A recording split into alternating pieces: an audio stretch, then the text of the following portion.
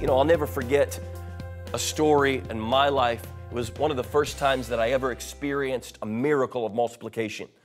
I was in Bible college.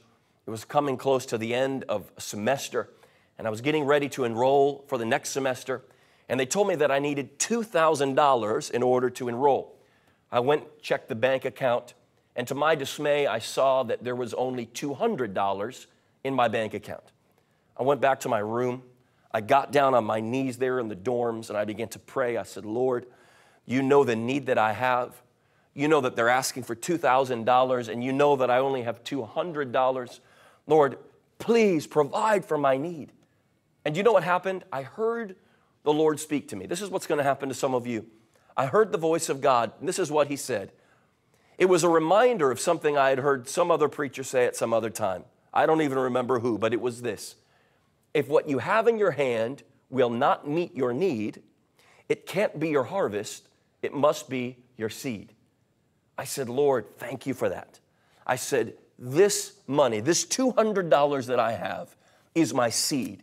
I said, Lord, show me, where should I plant this seed so that I can reap a harvest?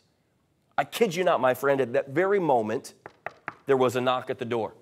I opened the door, and there was one of my college friends standing there. Tears were coming down his eyes. I said, come into the room. He came into the room, and I said, what's the matter? And he began to pour out his heart. He said, you know, I wanted to come back to the dorms next semester, but I don't have enough money. I'm not going to be able to come back to school. And he said, I'm so heartbroken about it. I said to him, how much money do you need? He said, well, they told me that I need $300 to get back into the dorms, and all I have is $100. He said, I need $200 more. And I said, my friend, I have your $200. I got my checkbook. I wrote the check for $200. I gave it to him. He left rejoicing. The Lord had provided for his need, but now my bank account was totally empty. I got back down on my knees before the Lord, and I said, Lord, now I've made room in my bank account so that you can bless me.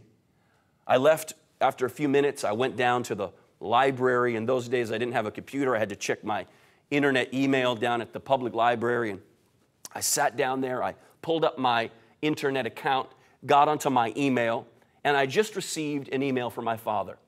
He said that a family friend that we hadn't heard from in many years had just given him a check from me to help me with my tuition. The amount of the check, $2,000.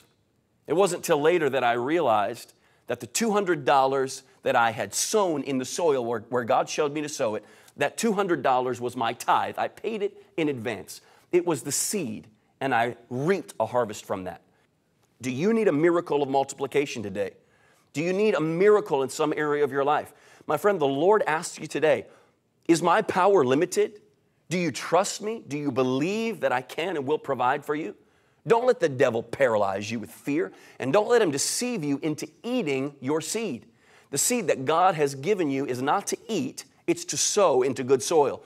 Remember, if what you have in your hand will not meet your need, it can't be your harvest, it must be your seed.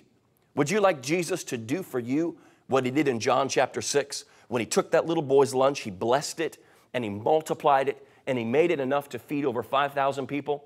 My friend, God can do the same thing for you today.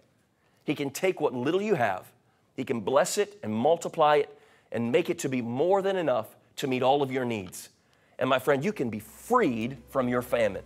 All you need to do is have faith today. Put away doubt and be obedient to whatever the Lord wants you to do. He's more than ready to meet your needs and to provide for your family in Jesus' name. God bless you.